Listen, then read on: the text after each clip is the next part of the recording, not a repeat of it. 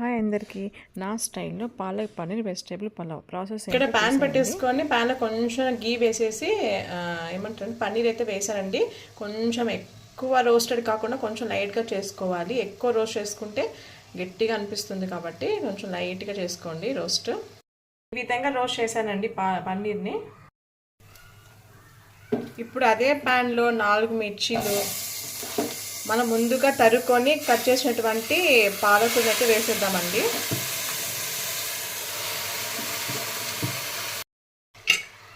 మూత అయితే పెట్టేసానండి. బాగా బాయిల్ అయిపోవాలి. వాటర్ అంతా ఇమిరిపోయేదాకా పెట్టేద్దామండి.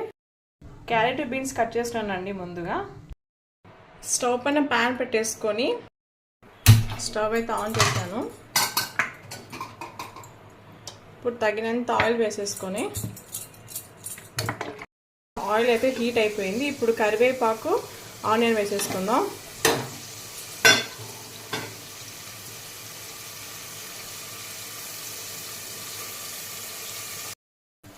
ఆనియన్స్ అయితే కొంచెం బ్రౌన్ కలర్కి అయితే వచ్చేసాయి కదా. ఇప్పుడు కొంచెం మనం ఫ్లేవర్స్ యాడ్ చేసుకుందాం. బిర్యానీ ఫ్లేవర్స్, లవంగ, చెక్క, జస్ట్ 3 ఇలాచీస్, జాపత్రి,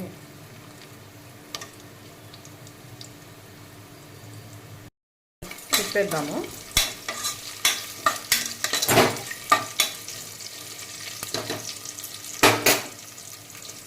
ఇప్పుడు మనం ముందుగా తరిగినటువంటి బీన్స్, క్యారెట్ అయితే వేసేస్తున్నాను.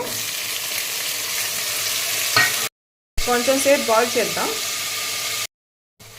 కొంచెం బాగా అయితే మగ్గిపోయిందండి. ఇప్పుడు మనం ముందుగా చేసినటువంటి పాలకూర, పచ్చిమిర్చి అయితే మనము బాయిల్ చేసాం కదండి, దాన్ని అయితే ఇప్పుడు ఇందులో యాడ్ చేసేస్తున్నాం.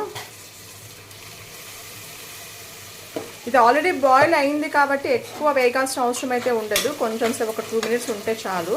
ఒకవేళ మీరు వెజిటేబుల్స్ లేకుండా వేసినా డైరెక్ట్గా ఇది వేసుకొని వచ్చి బాయిల్ చేసుకోండి. టర్మరిక్, సాల్ట్ అయితే వేసేస్తున్నా. కొంచెం చూద్దాం ఎలా ఉంది ఇప్పుడు. ఓకే, చాలండి. ఆల్రెడీ మనం బాయిల్ చేసాం కాబట్టి ఎక్కువసేపు అవసరం లేదు పాలకూర మగ్గడము. రైస్ అయితే యాడ్ చేసానండి. యాక్చువల్గా నేనే షూట్ చేసుకుంటాను కాబట్టి నాకు కొంచెం కష్టం అవుతుంది. అందుకని చెప్పి ముందుగా రైస్ యాడ్ చేసి షూట్ చేశాను. 2 గ్లాసెస్ ఆఫ్ రైస్ తీసుకున్నానండి. అందుకే 4 గ్లాసెస్ ఆఫ్ వాటర్ వేస్తున్నాను. లెమన్ అయితే యాడ్ చేస్తున్నాను నేను. మనం ముందుగా ఫ్రై చేసుకున్న పన్నీర్ని అయితే యాడ్ చేసేద్దాం. సో మూత అయితే పెట్టేసానండి. ఒక 3 విజిల్స్ వచ్చాక ఆఫ్ చేద్దాం. ఫైనల్లీ పలావ్ అయితే అయిపోయిందండి. నా వీడియో మీకు నచ్చినట్లయితే లైక్ చేసి కామెంట్ చేయండి. సబ్స్క్రైబ్ చేసుకోవడం మర్చిపోకండి. Thanks for watching.